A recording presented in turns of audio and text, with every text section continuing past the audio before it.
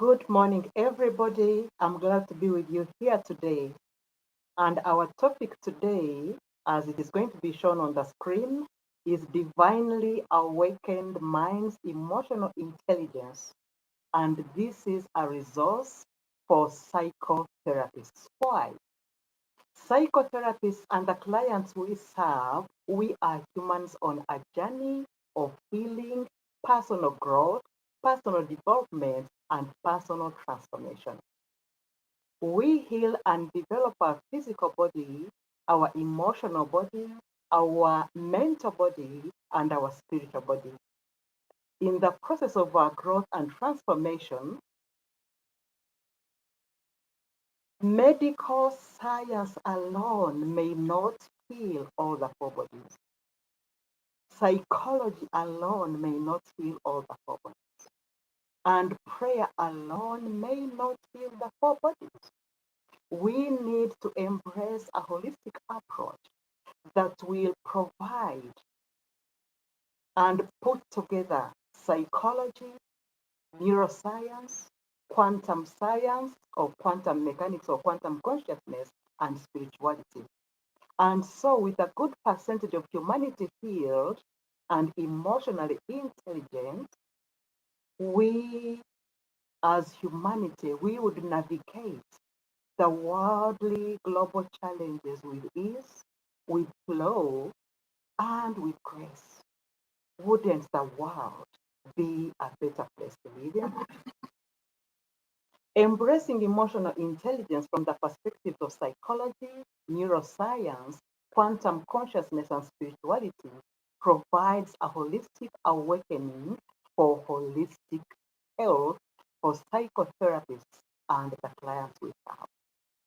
Psychology with neuroscience and quantum consciousness is the royal road to spirituality.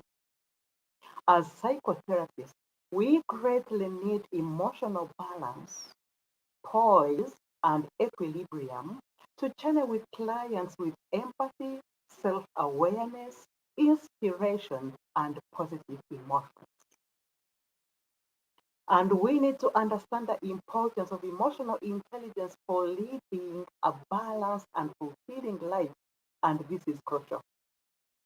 Emotional intelligence involves managing emotions, inner balance, coherence, aligning with intuitive guidance from the heart.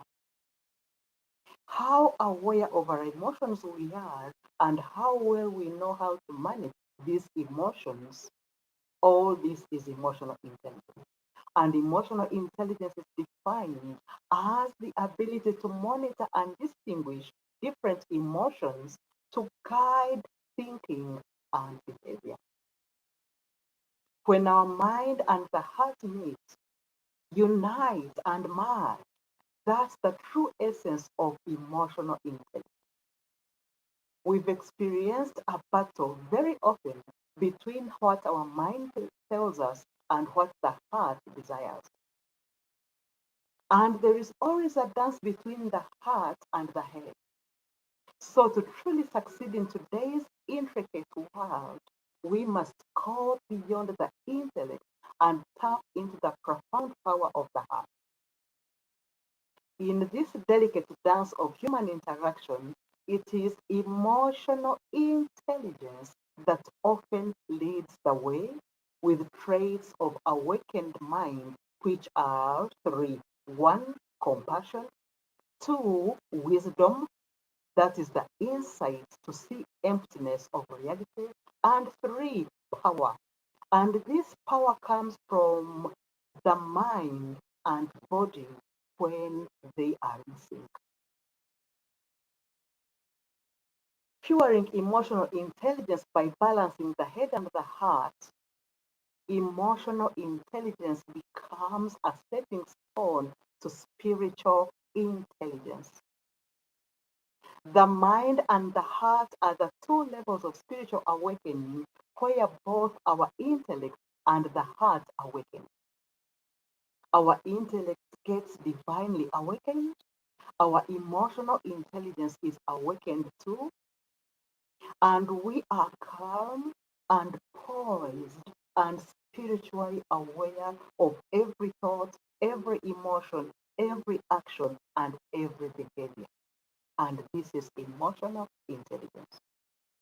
So this emotional intelligence can be experienced when we have an open mind and an open heart, where the ego mind gets onto the path of awakening and is no longer master over our intuitive heart.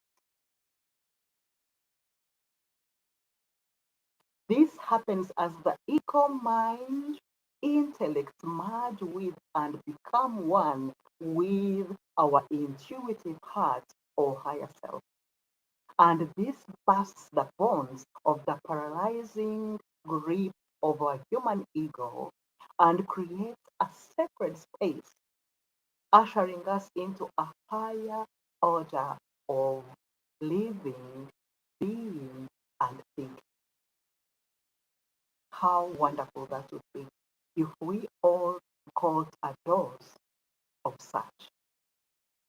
Spiritual experience enhances emotional intelligence, raising the vibration of our emotions, thoughts, to tap into that unified field, to tap into that quantum field, to tap into that zero field that is imbued with peace and calm and serendipity.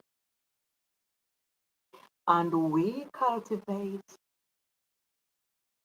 emotional intelligence and equanimity, developing self awareness, equanimity, empathy, mindfulness, and engaging in selfless service, cultivating emotional emotions is all that we need as psychotherapists. Equanimity is cultivating a balanced and equanimous state of mind where we are able to maintain serenity amidst worldly chaos, practicing remaining calm and composed in the face of challenges, embracing a non-reactive and unbiased attitude. When we understand that we are the awareness behind the thought or the emotion, not the thought and the emotional self, that is a step towards developing emotional intelligence. The nothingness awareness between these thoughts and emotions is consciousness that transcends those thoughts and emotions, because it is consciousness intelligence which is unaffected by the perceived universal things we see and hear.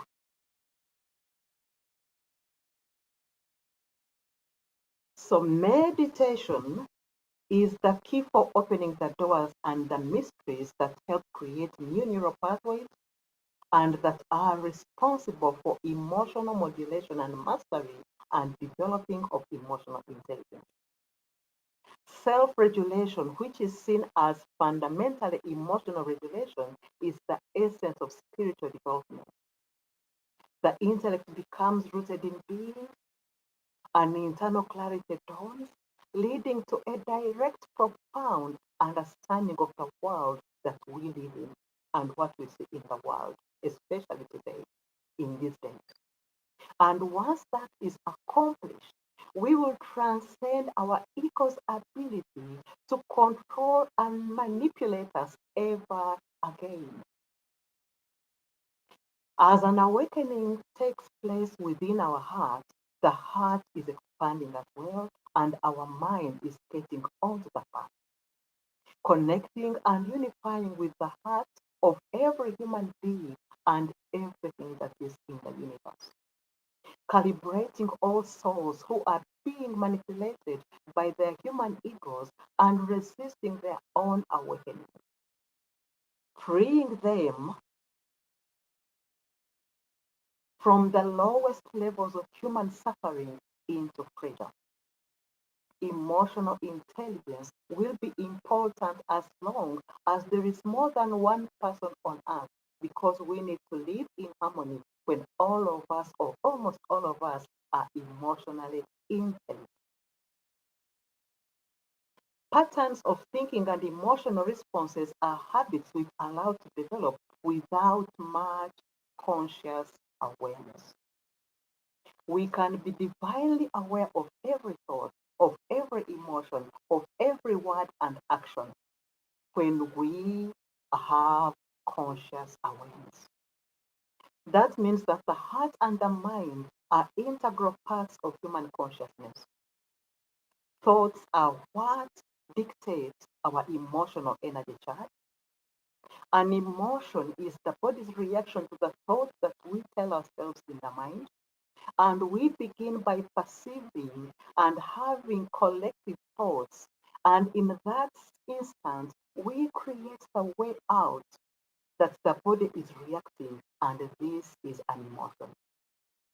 So the mind is a swirling vortex of thoughts, and oftentimes we are not aware that we are thinking. The thoughts themselves are not the main cause of emotional stress, pain, or suffering. The cause is the lack of awareness of the thoughts and the awareness that thoughts are happening. Consciousness means that we found the space behind the thoughts that allows for a break in the repetitive stream of thought. Mindfulness is not about being aware of what we think. Mindfulness is being aware that we are thinking.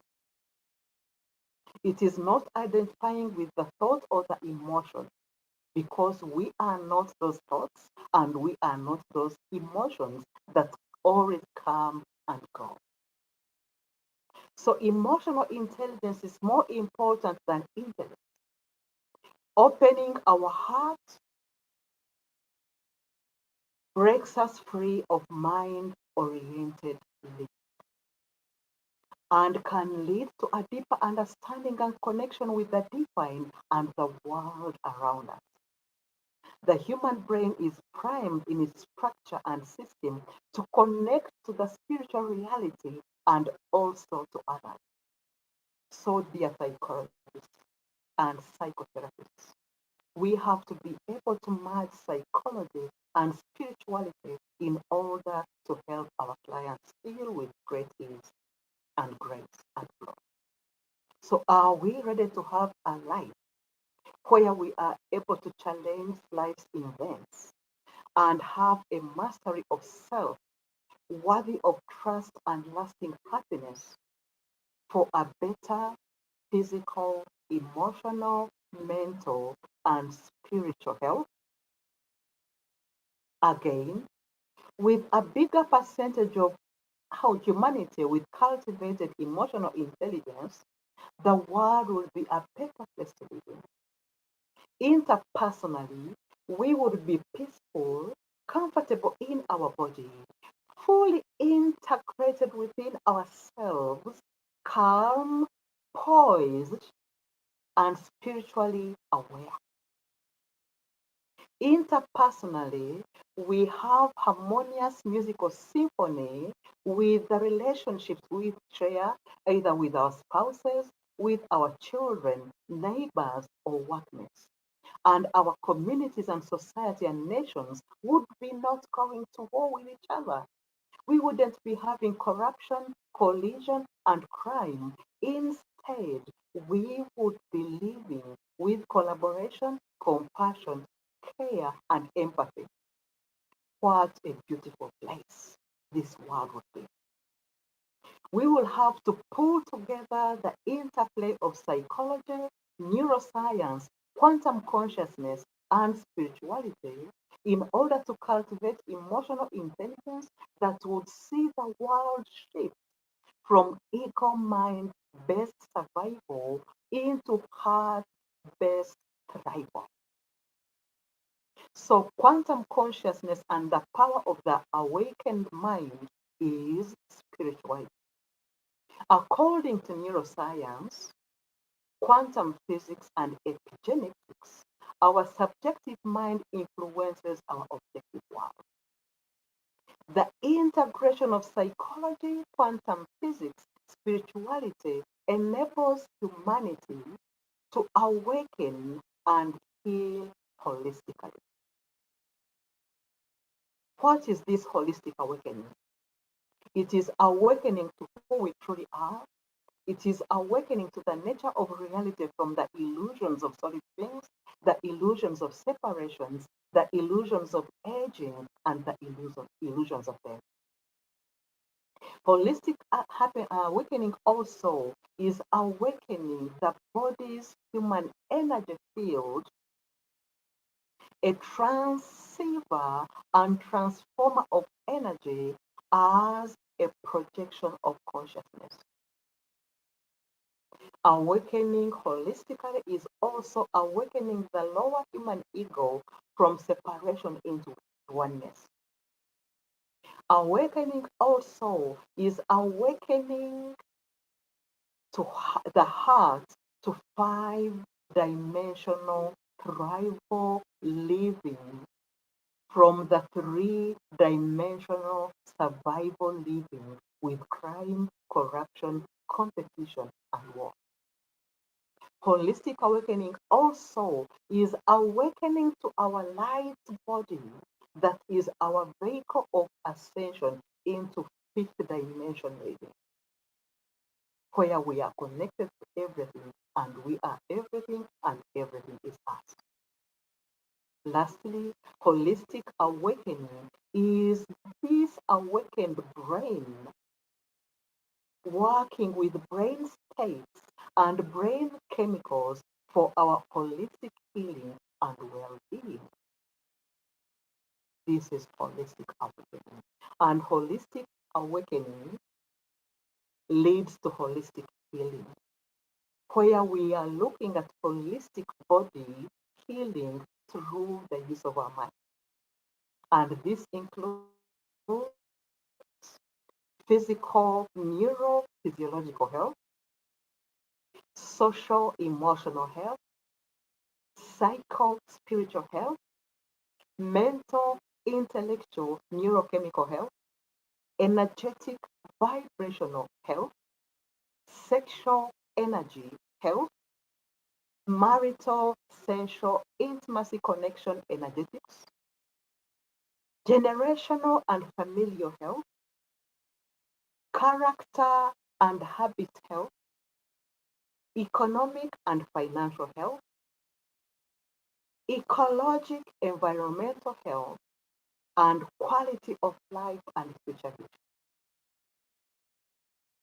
So this holistic healing is also through quantum medicine or quantum healing. And this involves one, the sun's healing power. It involves the relationship we have with money. It involves the healing in a smile. It involves the breath's healing power and also involves the forest bath and healing power of nature. And it also involves water's healing power, the moon's healing power, the power of lucid dreaming, psychotherapy, phytotherapy, healing movement and dance, the healing walk, and healing sound. Holistic awakening is meant for holistic health. When we embrace psychology with spirituality, neuroscience, and quantum consciousness. The relationship between psychology, neuropsychology, quantum physics, and spirituality is like this. Psychology and spirituality offer an amazing knowledge and depth that support our growth process. They are perceived as rivals, contrasting ways of understanding life that never converge.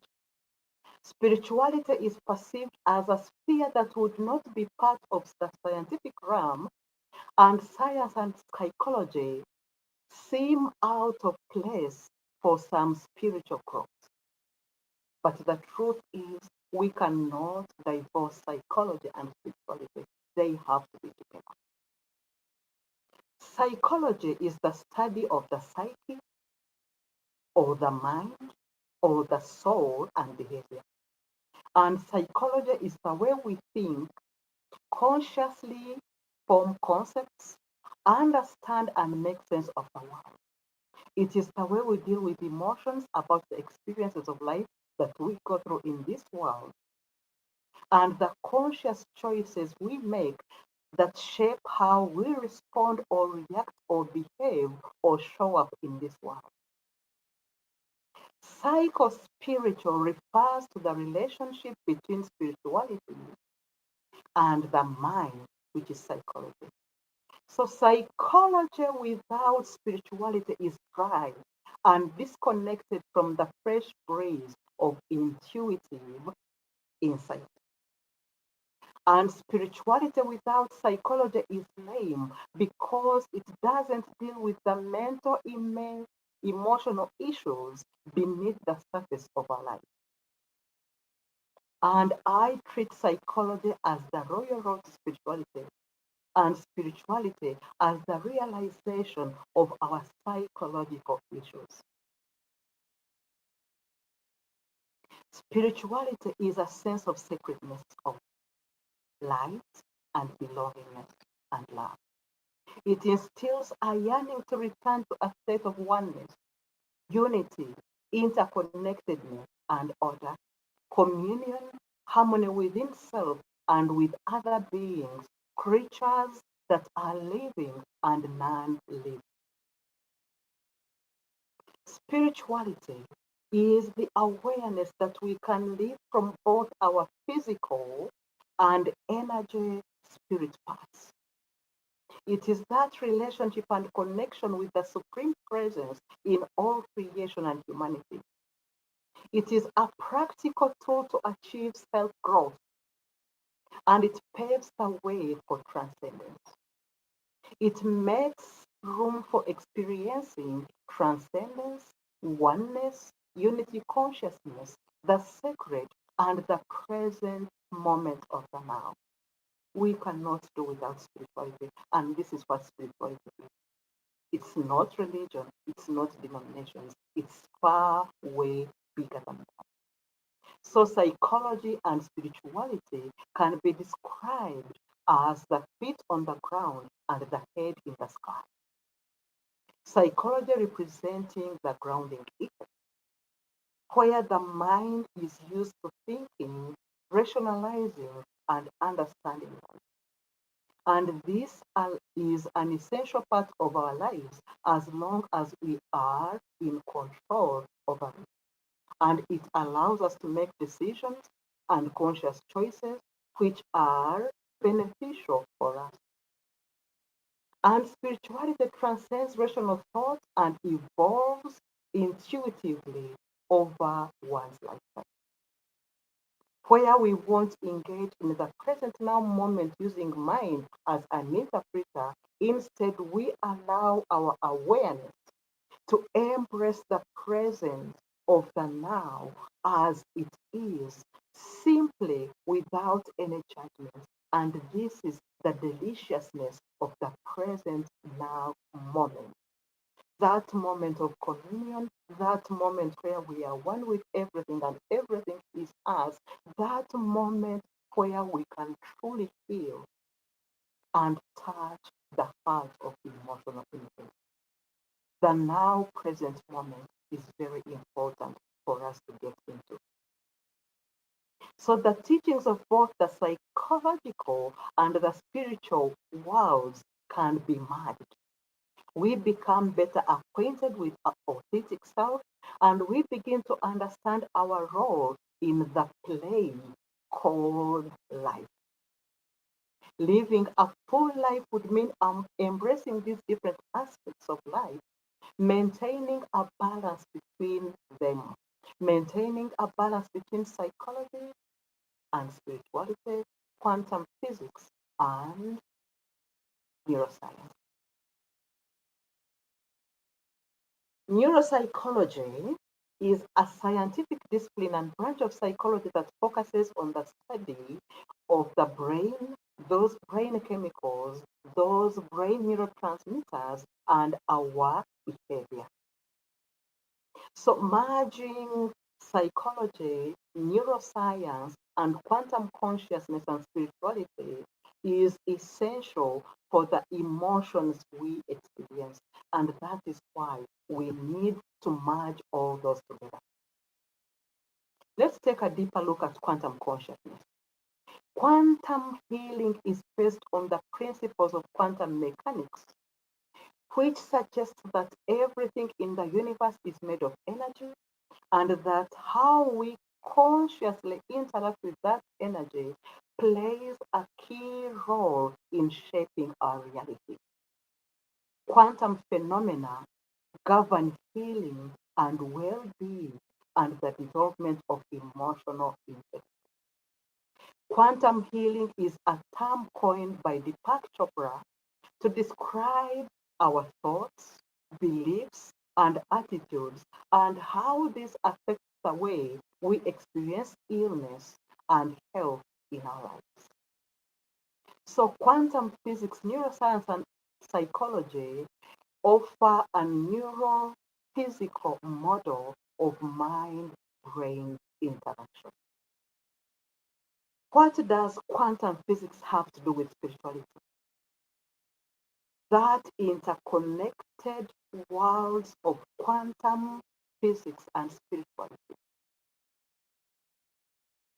This theory of quantum entanglement challenges our conventional understanding of space and time, suggesting a fundamental interconnectedness that exists throughout all humanity and the universe. And this interconnectedness is a key tenet in many spiritual traditions, often promoting the concepts of oneness and unity. Why do we need all this merging of all these things that I'm talking about today? Humanity as a species right now is at a critical stage. In our desire to understand the world, we create an artificial separation of spirit and matter, of self from nature, of higher self from the egoic self, and of self from other. And science has become divorced from spirituality, and psychology separated from spirituality, and our perspective becomes increasingly narrowed down and fragmented. And it distorts our experience of reality, imprisoning us, restricting how we perceive and relate to others and the world around us. There is a possibility of a shift into a deeper state or higher state, transcending conceptual thinking, going beyond to engrain what we lost and to regain that which we have long lost. And this which we have long lost is our sense of connectedness with being, with something vast that's not different from who we are. That is the origin of who we are, which is timeless. The origin of our being is still there. We are still connected to source, but our conceptual thinking somehow disconnects us and separates us. Everything in nature, the forest, the trees, water bodies are all still connected to source. But we have become disconnected from source because of our ego mind. So let's quickly look through the content of what we are going to be seeing today, and most of which we have already seen. Our table of contents talks about one, the unresolved conditions stifling emotional intelligence growth. And two, our table of contents talks about getting from conceptual mind to oneness aliveness. Number three on our table of contents today has to do with awakening pure awareness and cultivating emotional intelligence. And four, dropping self-identities and coming back to our true nature. And number 5, enhancing cognitive skill when we get into the present now moment.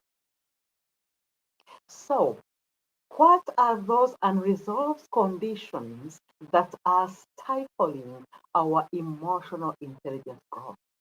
One is looking at emotional intelligence from one aspect instead of merging several other aspects. We have already seen that. Another unresolved condition that stifles our emotional intelligence growth is 2, disbelieving ourselves and operating from limited resources about life and how the quantum unified field operates.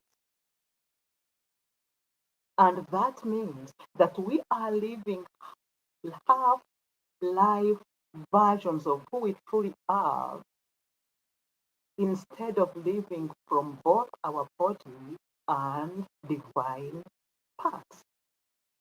Number 3, that unresolved condition stifling our emotional intelligence growth is believing that we are just our body and that we are separate from the universe and that we are separate from nature and ignorant of the reason we were sent into physical bodies on this physical plane.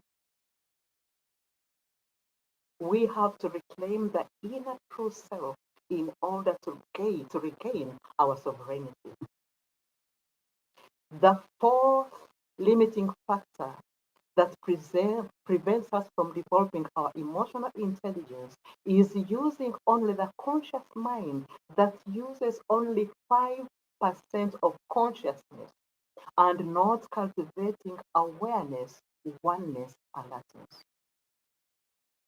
The fifth thing that is hindering our growth is not taking time to train the mind to come back to our true nature that already awakened with emotional intelligence.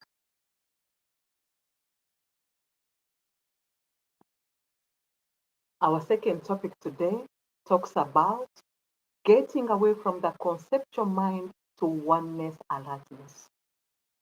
And we've already hinted that our origins are connected and yet we think we are separate. We have to be able to embrace a spiritual dimension of the human being, and this is fundamental because it helps us to embrace spirituality and spirituality in a holistic, integrated approach to healing and inner growth that includes the Jungian psychology and post-Jungian archetypal psychology of James Williams, Hillman, and Roberto Assegiori's psychosynthesis, and transpersonal psychology of Abraham Maslow, and Ken Wilber, spiritual psychology, and Roberto Scalello. Topic 3, awakened pure awareness, cultivating emotional intelligence. Being aware of our emotions and emotional responses to those around us can improve our emotional intelligence, especially when we get into the present now moment. How do we expand that emotional intelligence when we get to that infinite potential, that space of the 0 point, that quantum consciousness? How do we get there? We get there by expanding the silence and stillness within. When we get to that inner palace within us, that place of stillness, that place of quiet and solitude, that's when we capture the moment where we are one with everything and everything is one with us. That's where we tap into the all knowing, all present, and all powerful.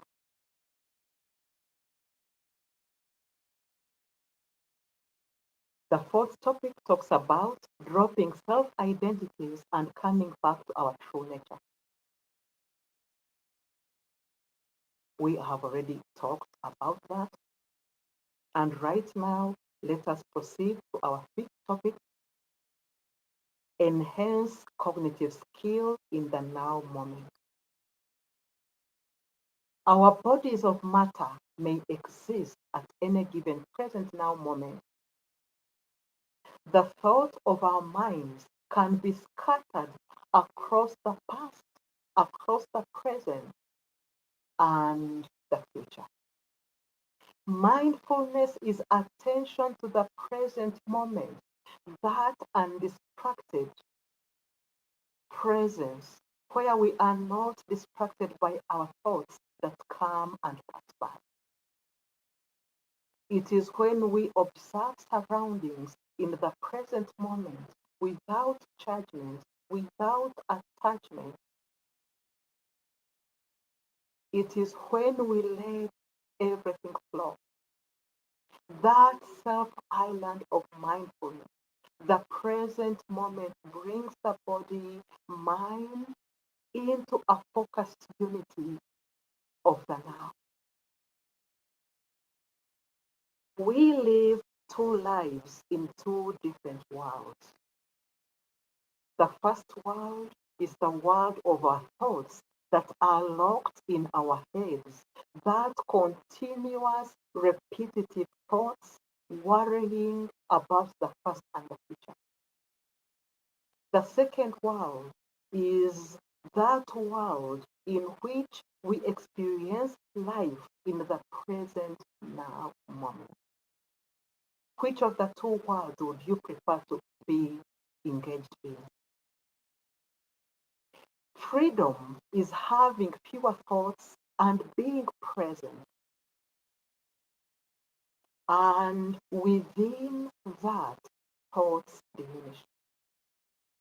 Our experience of the present now moment predominates, and freedom comes by balancing thoughts and the present moment. Balancing the two worlds. The world where we are locked in our heads and the world where we experience the present now moment. Our thoughts and emotions tend to hop around in space and time, anticipating future events and remembering the past. But we can reach that moment where we can be able to have the past and the future simultaneously present in the now by seeing ourselves as one with the universe and the universe in us and us in the universe. Nothing is lost, nothing is missing. So why would there be any need of worrying at all? It is only when we are in the present moment that we can have a change in perception, that we can turn off the autopilot pattern of those dictating repetitive thoughts, that negative mindset, that believing the worst. And we are able to avoid the autopilot response in order to create spontaneous insights and inspired action for us to grow in our personal journey and become emotionally intelligent.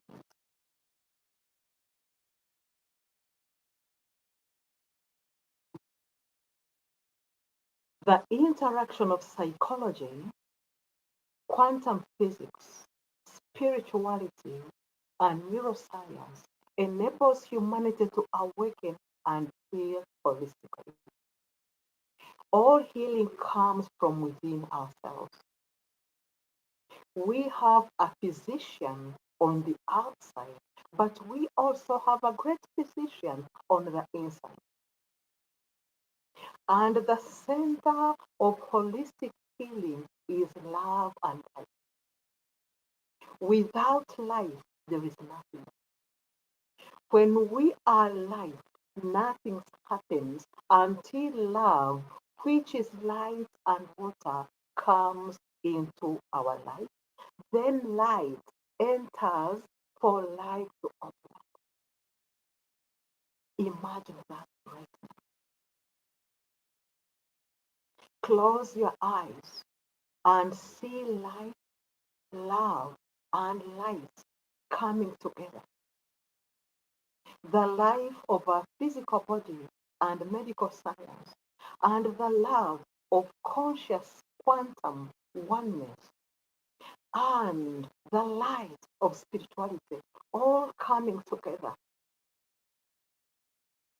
opening us up to aspects of ourselves, aspects of others, and the world around us. This love comes with laughter, because laughter without love is cruel and mean. And laughter with love is joy and happiness. Feel that joy welling and swelling up in your heart right now.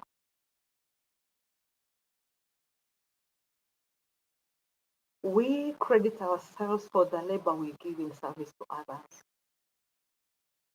But this labor, this service to others without love, is simply drudgery and boredom and routine and repetition. Labor with love, on the other hand, is bliss. It makes our hearts sing, and we do so much in little time. And this is when we are able to give so much in so little time. And this is what we call bending time.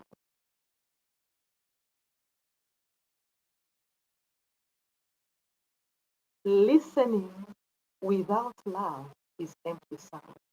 As psychological psychotherapists, we credit ourselves for having a third listening ear. But listening without love is empty sound. Listening with love, on the other side, is understanding. It is empathy. So this way of living helps us to embrace living medicine. We are love and the universe is love.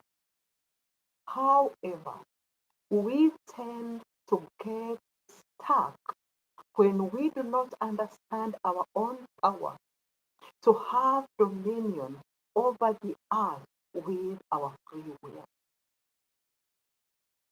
We have to be able to choose to reach our true humanity, which understands that we are the ones who do the healing. We are the ones who do our healing. Medicine can be flipped from the ill health of living, understanding that love is the essence of our healing. And with love, light, and life, we can heal our physical bodies, we can heal our emotional bodies, we can heal our mental bodies, and we can heal our spiritual bodies. Our universe is a unified field whose signature is love, unification, oneness, wholeness, and order. We are an integral part of the universe and the human extension of the universe. We don't only live in the universe lives within us. We are aspects of the universe. As ideas in the universal mind, we are the universe. When we begin to put our awareness off of the particle, physical part of what makes us,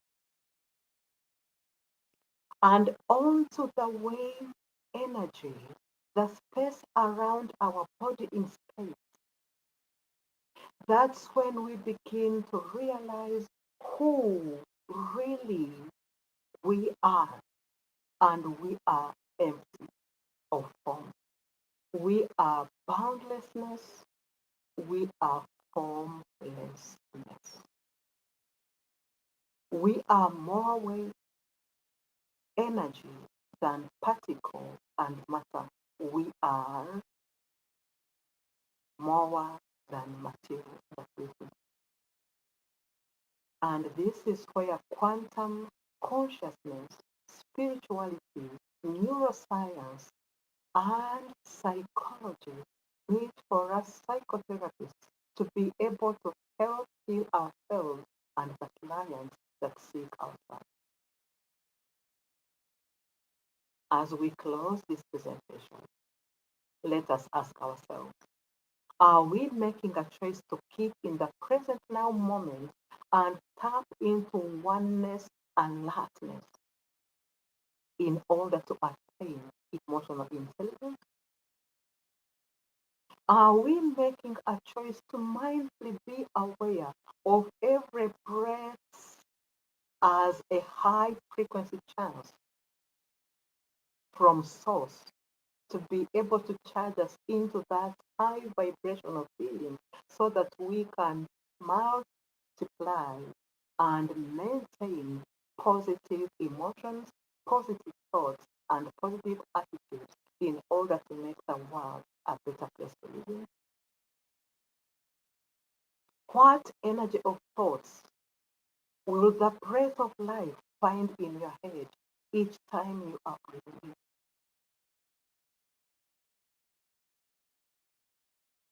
Will the high frequency that comes with the breath of life be let into ourselves, or will it be left unutilized, unable to be assimilated into our dense body because of negative thinking, negative emotions, and negative attitudes? With every breath, we either add to the light of the world or we add to the shadow through negative thoughts and negative feelings. Will we transcend the dense energy to get into the lighter energy with each breath so that together we can develop and get to a state of emotional intelligence where we can communicate with each other, understand each other, and have the world as a better place to live in? I hope you've understood the message of today. Thank you so much for listening. Namaste. Bless you. Bless you.